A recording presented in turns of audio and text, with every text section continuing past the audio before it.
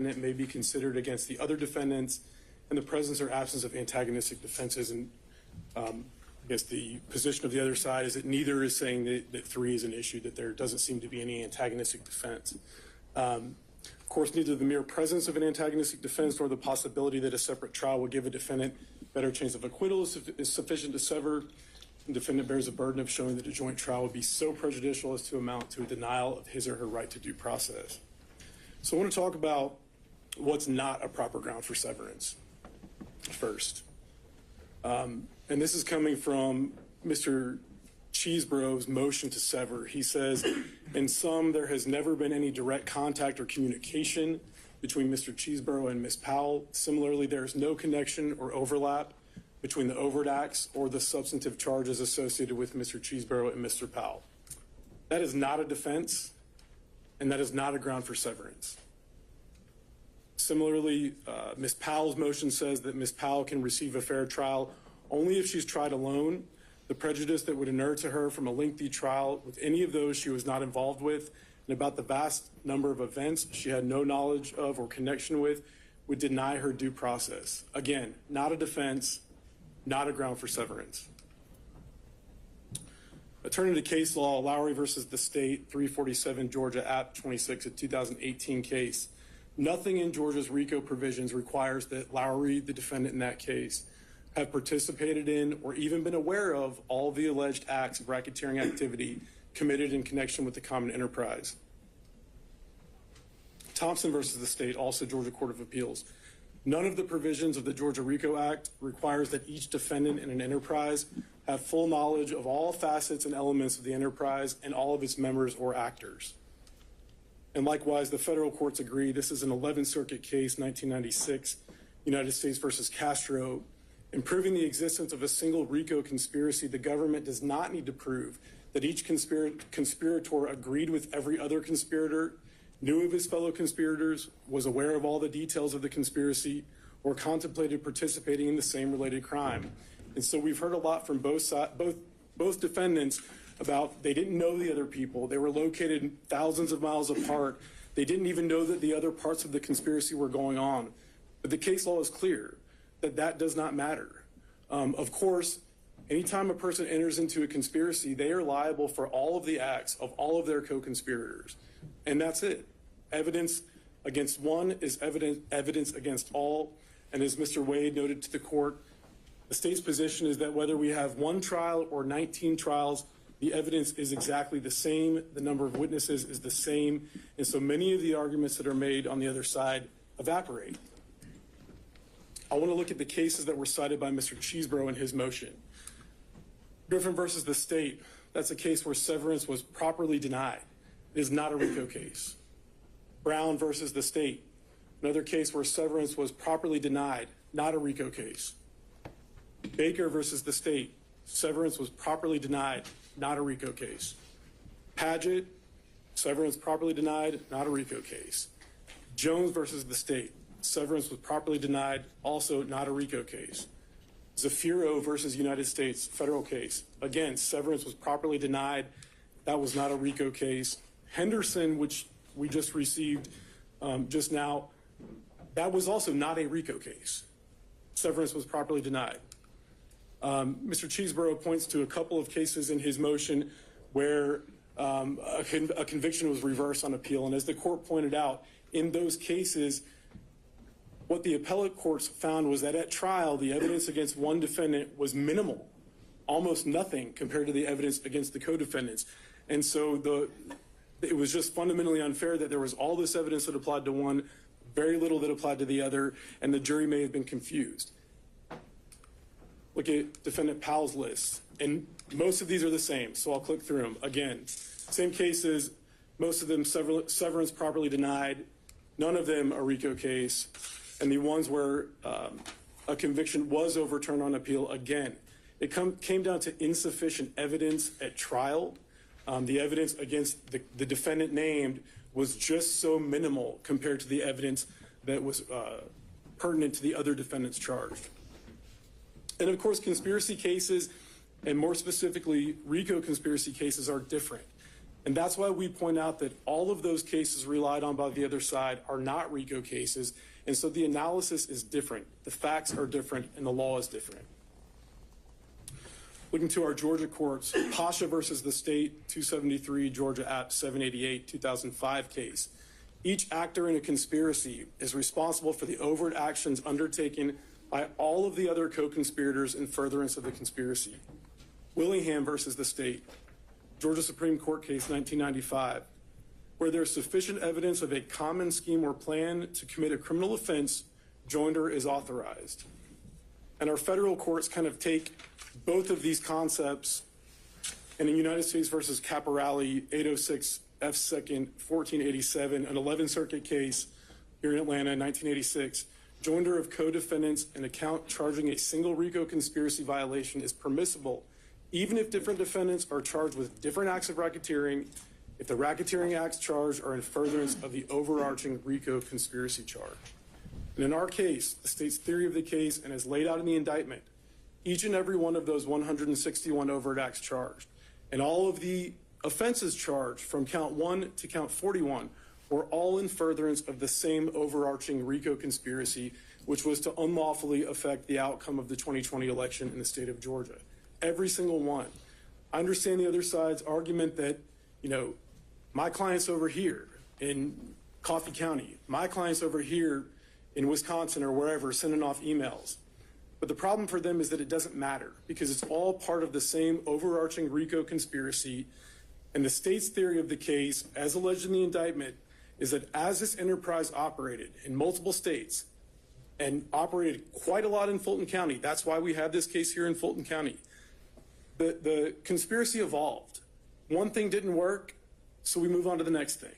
That thing didn't work, so we move on to the next thing. That thing didn't work, so we move on to the next thing. And that was going on from the first overt act to the last overt act, all part of that same overarching RICO conspiracy. Turning back to the factors that the court needs to look at, and I'm just going to kind of talk about factors 1 and 2, the likelihood of confusion of the evidence in law, and the possibility that evidence against one defendant may be considered against the other defendant. Of course, 3, which the other side agrees is not an issue here. But 1 and 2, because this is a RICO conspiracy case, and because the evidence against one is admissible against all, 1 and 2 evaporate. There's no likelihood of confusion about which evidence applies to which defendant or which law applies to which defendant when all of them are alleged to have engaged in the same conspiracy. And it's significant that in count 1 of the indictment, the RICO count, the allegations set forth in counts 2 through 41 are all included in that count 1.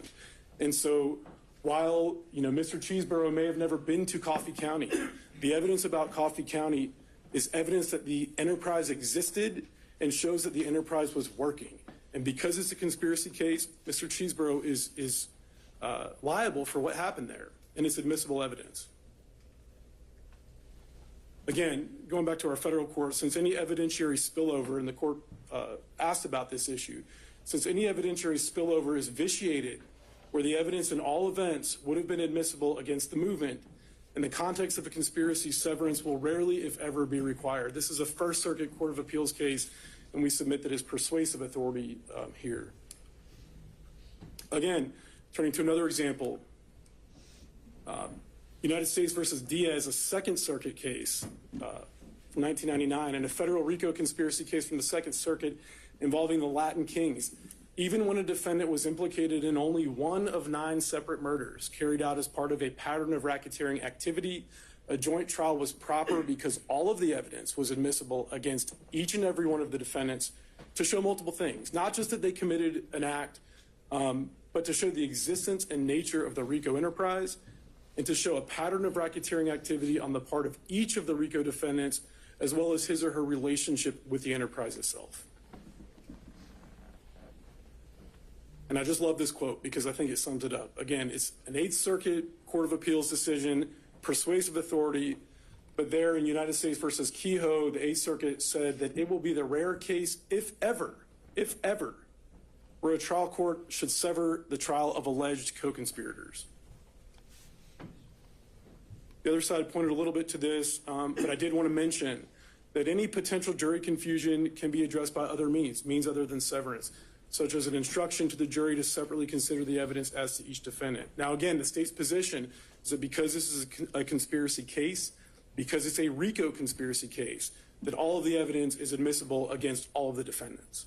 But even if that, even if there were some issue or to be extra cautious, the court could give a limiting instruction. And the state's position is that it would not be limiting instruction after limiting instruction after limiting instruction, because again, all the evidence is admissible against all the defendants. Also, the defendants completely ignore a long line of cases in Georgia that affirm the denial of severance for Georgia RICO Act violations, all decided under these same principles that I've just talked about. First, Chancey versus the state, Georgia Supreme Court, 256 Georgia 415, a 1986 decision. Evans versus the state. I think we've got the sites here. We can get those later. Sure. And those are provided to counsel, and I have copies of those as well for you. So under these principles, the defendants cannot satisfy the first two prongs: likelihood of confusion of the evidence in the law, the possibility that evidence against one may be considered against the other, because that's allowable. That's exactly what a RICO conspiracy case is allowed to do. I don't think I need to talk too much about the third prong because of the statements of the other side. Just would hit that defendant has to show that a joint trial as it relates to the third prong would have to amount to some sort of a denial of a due process right. And we don't believe that's the case here. Palmer versus the state, just to point out a few, Georgia Supreme Court case where the Palmer court highlighted certain situations where there was an antagonistic defense, Barge, Metz, Lauren, and again, won't get into those because of where we're at. But the bottom line there is that it has to be prejudicial as to amount to a denial of his or her right to due process. Also want to talk about public policy. Public policy, and our courts have hit on this issue, strongly disfavors severance in complex conspiracy cases for several reasons. One is judicial economy. There's been arguments on the other side that somehow severing any of these defendants out would be more economical. I'm not quite sure how that works. I think one 4-month trial is shorter than multiple 4-month trials. Same witnesses, same evidence. Minimizing the inconvenience and trauma on victims and witnesses. And I want to remind the court that part of this RICO conspiracy involves victims. There are victims in this case that were targeted by members of the enterprise, and their lives were turned upside down. And that's an important part of this case, and having those people come and testify multiple times over and over would both inconvenience, but more importantly, traumatize them. Consistency of the verdicts. And I've got a little bit of case law that talks about that. Efficient use of state resources and fundamental fairness. Justice Scalia astutely observed, it would impair both the efficiency and the fairness of the criminal justice system to require, in all these cases of joint crimes where incriminating statements exist, that prosecutors bring separate proceedings presenting the same evidence again and again, requiring victims and witnesses to repeat the inconvenience and sometimes trauma of testifying, and randomly favoring the last tried defendants who have had the advantage of knowing the prosecution's case beforehand. He goes on to say, joint trials generally serve the interests of justice by avoiding inconsistent verdicts, enabling more accurate assessment of relative culpability. And he points out that these are sometimes advantages that operate to a defendant's benefit. So even apart, he says, from these tactical considerations, joint trials generally serve the interests of justice by avoiding the scandal and inequity of inconsistent verdicts. And our Georgia courts agree. They agree that economic use of resources is an important and legitimate concern. Montgomery versus the state, 156, Georgia App 448, a 1980 case. In a case where the same witnesses, the same evidence, and the same charges would be used against all defendants, thus affecting judicial economy in the use of physical facilities, time of witnesses, jurors, and court personnel. The trial court must consider these efficiencies against the possible conflicting interests of joint or multiple defendants. And the 11th Circuit, again, agrees. United States versus Brown, 2007 decision 505 F3rd 1229. we find considerations of judicial economy to weigh heavily against severance in light of the substantial systemic interest in handling this complex conspiracy case in one trial, and in that case, it was a 2-month trial. State, as we've represented to you, Judge, believes that this would be at least a 4-month trial. So defendants, the state's position, have not met their burdens as to any of the factors set forth in Collins. The case presents no likelihood of confusion of the evidence or law applicable to any defendant because all of the evidence is applicable to all of the defendants. All of the law is applicable to all of the defendants. And 2, evidence against any defendant may properly be considered against each of the defendants in a RICO conspiracy case, so there's no risk of this spillover effect. Just to mention 3, again, they concede that that's not an issue here. That's all I have, Judge, unless you have any questions. Just a few. So these, again, the 3 factors, those are just, would you agree that those aren't exclusive? Yes, Your Honor, absolutely. All right. So we're really supposed to take into consideration the circumstances of the entire case and anything that just might be present in this case and may not be in others, right? Yes, Your Honor. So I guess some of the things I think we need to think through, to me also, it's more this position that we still need to have all 19 people at the table 47 days from now. I know your state is currently litigating this issue with multiple of the co-defendants in federal court. And while that's happening, until a decision is made, we can't issue a judgment of conviction here, right? Yes, Judge. Now, no matter how Judge Jones rules, isn't either party going to have the right to appeal that ruling? That is correct, Judge. Our position is that both sides would have the right to appeal. And so the 11th Circuit could take any idea of how long to weigh in? As long as they need to. Right. So it could potentially even optimistically be a 6-month turnaround just for the 11th Circuit to come up with a decision, right? Yes, sir. So if it's a 4-month trial that starts in October, we're potentially sitting at a point where we've presented the entire state's case. Maybe even the jury has returned a verdict, but we can't enter that judgment of conviction until the 11th Circuit comes to a decision. Is that kind of the scenario we're playing out here? Judge, I think... Excuse me, we can have a moment, Judge.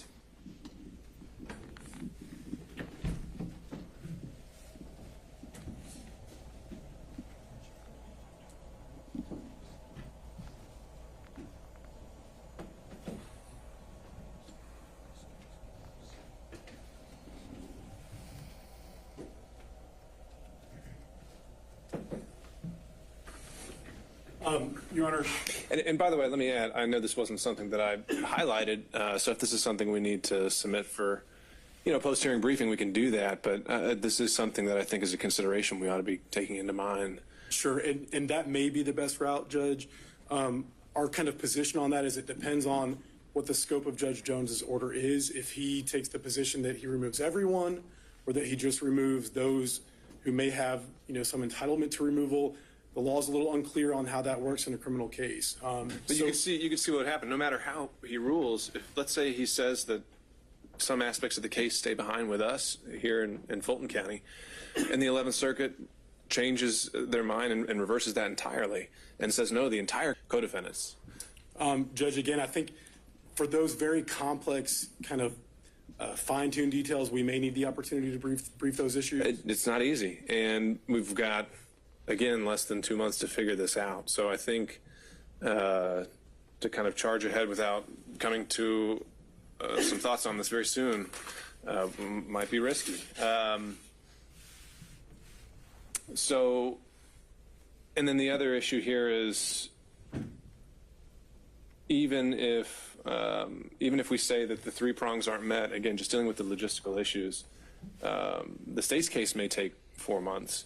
But voir dire with 19 defense attorneys is going to be a different animal than voir dire with 2. So I don't think saying they're both going to equally be 4 months, no matter how many defendants are involved, would be completely accurate. Is that fair? In terms of who can object, just at any particular question that's asked, the sidebars that are requested, just the sheer physical limitations if one attorney gets sick. Is it really so? Can we so confidently say that each trial is going to be exactly 4 months? no matter who's involved? I don't think we can say exactly, but I think it kind of cuts both ways, Judge, because if we had, for example, 19 people tried at one time, you have a witness up, and let's say they're subject to 19 cross-examinations. Of course, each of those 19 is not going to be the same full-length cross-examination. So you would have kind of a shorter, if you took them all together, you might have a shorter time for that witness on the stand with 19 people versus if you have 19 trials of one person. And I'm going to the extremes just to demonstrate the point. But if you have 19 trials with one defendant each, then each of those witnesses would be fully cross-examined 19 times. So there's a give and a take. Some things might take longer, some things would be quicker. So the other things to think in mind is this is going to be a case with a lot of pretrial motions. And again, I don't know how many hearings we're going to need to have to sort through all those. But if we compress our timeline, that's my initial reaction, thinking of just how to get this. And are we even delaying the inevitable? If we say there's no severance, aren't we going to have 17 defense attorneys get up here and file motions for a continuance just saying they're not ready? I think we've already had some counsel indicating they're on trial in other cases in federal court. And if we're just going to be sitting in a position where we're having to consider a continuance motion in 40 days, why delay the inevitable? Sure, Judge. The state's position on that is that we're here on two defendants. And so at this juncture, other defendants have filed their motions for severance, and they may raise those issues. And it would be appropriate for the court to consider all of these issues in making its decision. But for today's purposes, we're here on two defendants. And the issue is, do we pull these two defendants out? Not do we pull, defendant 13 out or whatever the case may be. So the state's position is until those are raised by those parties, once we have hearings on those, that they shouldn't affect the court's decision as it relates to these two defendants. Okay, so at a minimum, I think what I'm hearing here is that it might be appropriate at this time to consider whether Mr. Chesbrough and Ms. Powell proceed alone together? Whether they have provided the court and met their burden to show that they should come out. Not that the other 17 should come out, but they should come out of the pot is the state's position. Okay. All right. Your Honor, may Sure. I have like 2 minutes to respond? Sure, last word from the defense since it's your motion. Judge, I will take this down. Your Honor, I'm not trying to oversimplify this because it is a complicated case both factually and procedurally. However, as to the 19, Your Honor, there can't be a trial of 19 people, and it has nothing to do with the length of time. It has to do with the fact that two defendants exercised their statutory right to a speedy trial, and 17 other defendants, many of whom's lawyers are here, didn't. And that's our right to do, and that's their right to do. So versus Powell and Chesbrough, or two trials, one state v. Chesbrough, one state v. Powell. All of the cases, and we would like an opportunity, since there will be some post-hearing briefing, to read those cases the court state cited and maybe respond to them. I looked at one. It's the one that says, where there is sufficient evidence of a common scheme or plan to commit a criminal offense, joinder is authorized. Willingham v. State. Joinder is authorized.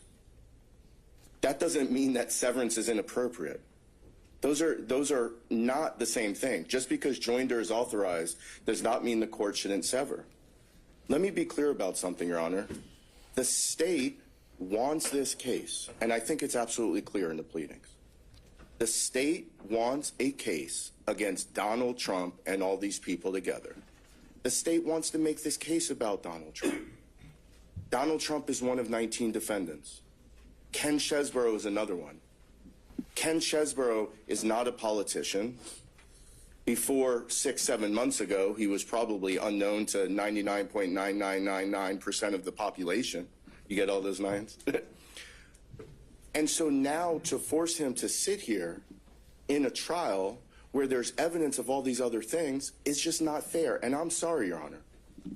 They have a slide here. RICO is different. Sure, it's different. I acknowledge that in my opening. But what this slide does not say is that RICO overrides the rules governing fundamental fairness, Willingham case, and upon information and belief, I believe most of the other cases cited by the government are cases like murder. The Willingham case is a murder case. It's a murder conspiracy case. Certainly the state understands the difference between 3 and 4 people being charged with one single conspiracy versus 19 people being charged with severed. And think about what that means. It means that the state of Georgia and the various district attorneys throughout the state can use the RICO statute, can take 3, 4, 5, 6, 7 different conspiracies, and at their sole discretion, with no oversight by any court, say that they're one, bring them in one indictment, and then we're all stuck together. And quite frankly, Your Honor, let's compare and contrast this to the YSL case going down a few, I don't know if it's floors down or up, I think down. That YSL case, I don't know much about it, but I know enough. I've watched it TV, listened to podcasts. It's a common conspiracy. Yeah, there were different overt acts being done towards the same conspiracy, and therefore the state can try them together, but it's one conspiracy. And that's where I think if you read that Willingham case, where there is sufficient evidence of a common scheme or plan, how, Your Honor, is the plan down in Coffee County, if it's a plan, the alleged plan, have any commonality other than electing Donald Trump, Your Honor? Half of the United States took some act towards electing Donald Trump. If that were the only thing that mattered in terms of connecting all these as a common conspiracy, there would be no rules of due process. And the last thing I'll say, Your Honor, is I will go back to what we said at the beginning.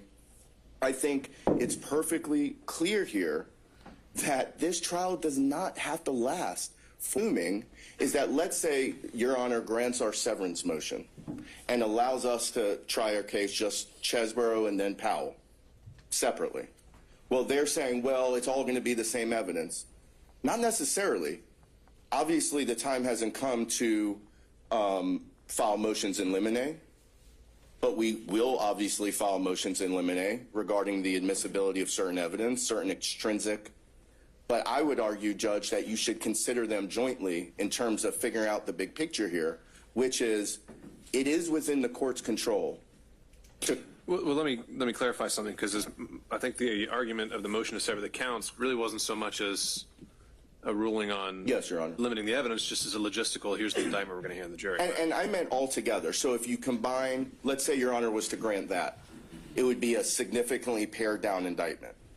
Then, assuming that we're going to file motions in limine that kind of track the same type of arguments, right? The things that I know Your Honor is not going to rule on this until we file it, but you might expect that if Your Honor grants a motion that says, all right, these 50 things in the indictment don't get read to the jury, it's probably a pretty good chance either way that we're also going to file a motions in limine to say that evidence of those things that have nothing to do with Mr. Chesborough also can't come in.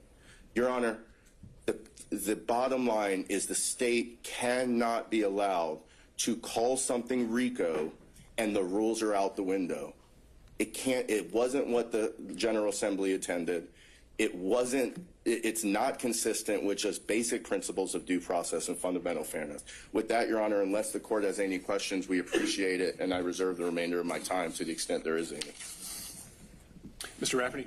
Very briefly, Your Honor, I just want to, we've beaten the dead horse as it relates to your discretion about granting a severance between Mr. Chesborough and Ms. Powell. But the first point I made, I think, remains, and that is Ms. Powell has filed a demand as Mr. Chesborough. Many of the defendants, as counsel has indicated in the courtroom here today, their lawyers have filed motions to sever.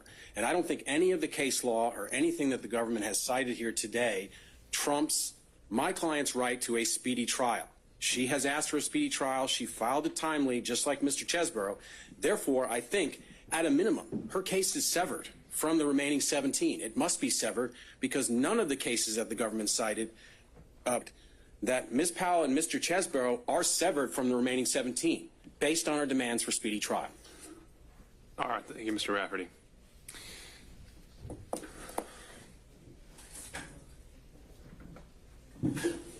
Your Honor, just briefly, just for the purpose of the record, I want to make clear that there is a dispute about severing the 2 from the 17. I think the state's made that clear, so I just want to make sure that that's cleared up for the record. There's some statement on the other side. And just before we depart, we would just ask for if there is briefing, what that briefing schedule is. Of course. No, I think we still have plenty to talk about before we wrap up for today. So obviously, I think as has been made clear, we're on an expedited timeline with these statutory speedy trial demands, and we are certainly here ready and willing to provide both defendants that right, and we plan to make that October 23rd trial date stick. With that in mind, I don't know if we're always going to be able to have the luxury of pre-hearing briefing and post-hearing briefing, and some of these issues may require a little more exploration than others. This one, I don't think is one of those.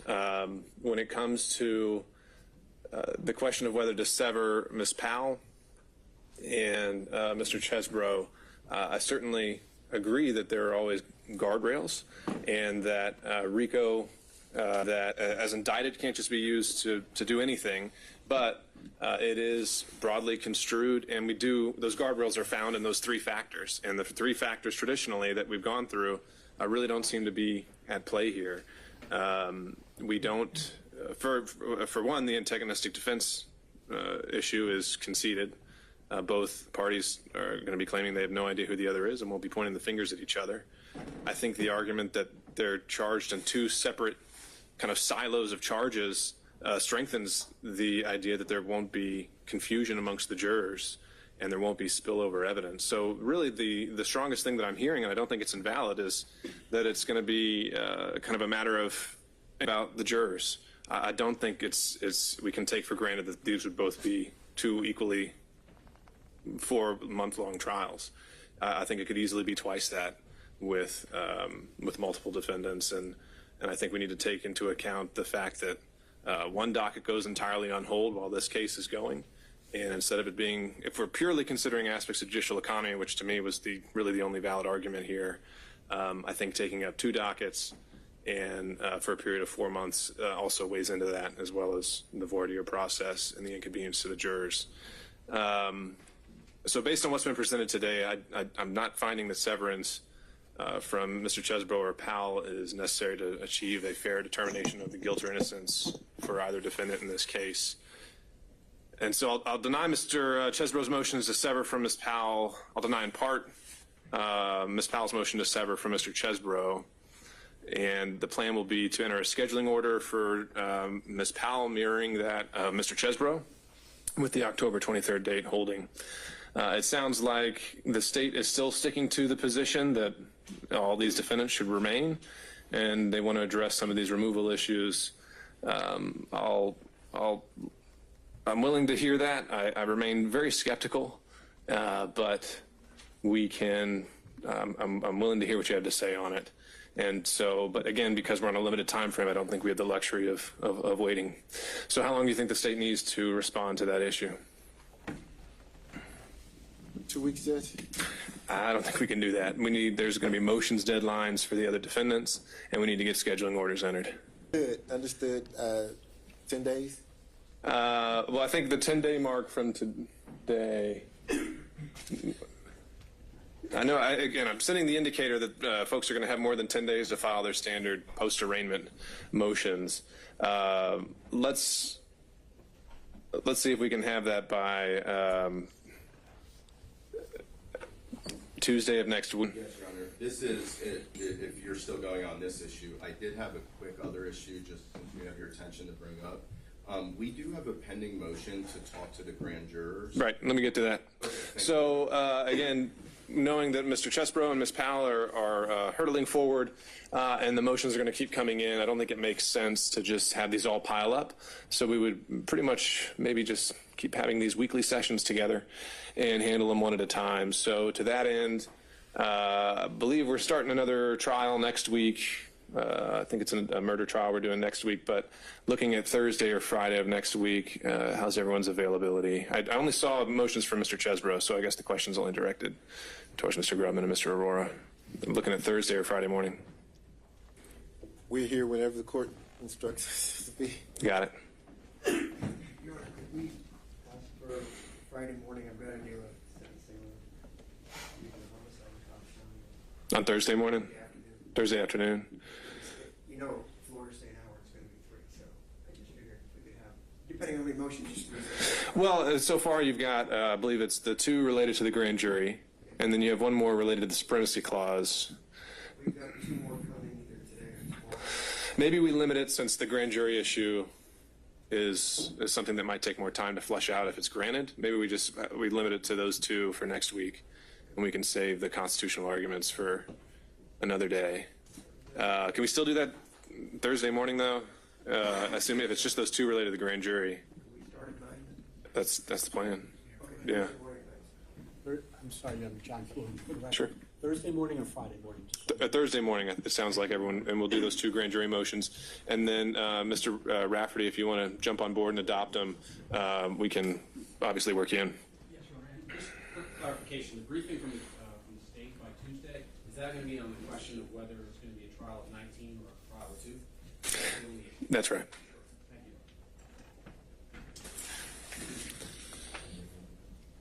Nothing else from Mr. Chesbro this time, Your Honor. Thank you. Okay, thank you, Mr. The trial of 2. So are those other lawyers permitted to submit some kind of briefing in response to whatever the government says? I think that would be fine. I think some already have. I think folks have already been submitting severance motions saying that they're not ready, that there are conflicts, and so that might very well suffice. But certainly, I'm not going to foreclose that opportunity if they want to be heard in more detail. So we'll send out an email to everyone indicating as much. And relatedly, then on Thursday morning, would we potentially have some discussion of that motion as well, that briefing? We can. Again, I think by then I'm hoping to have already ruled and issued some scheduling orders because we need to get that clarity so we can focus on what lies ahead. Anything else? No, Your Honor. Okay. Anything from the state? All right. Thank you all. See you next week. Thank you.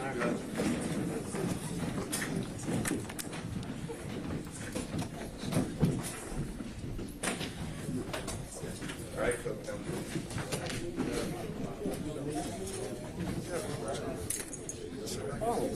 Oh, no, man, how are you? Wait, walk around. You can do it in 3 minutes.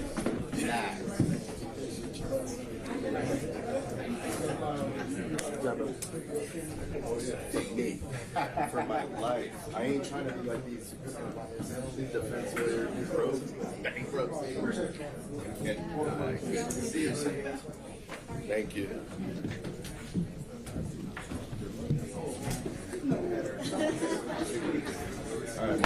Good dive. Okay. Ready to trial?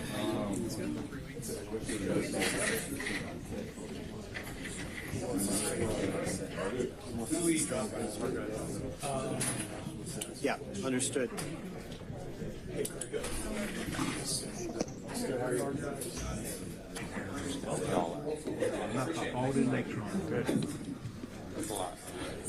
Take care. Nice to meet you. Take care, guys.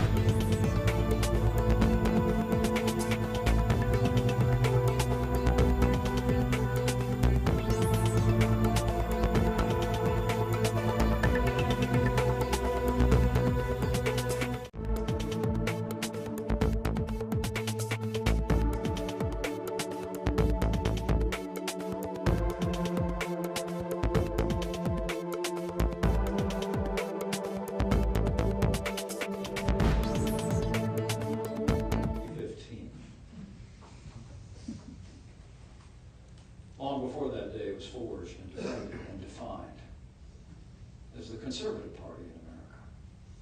And so it should ever be.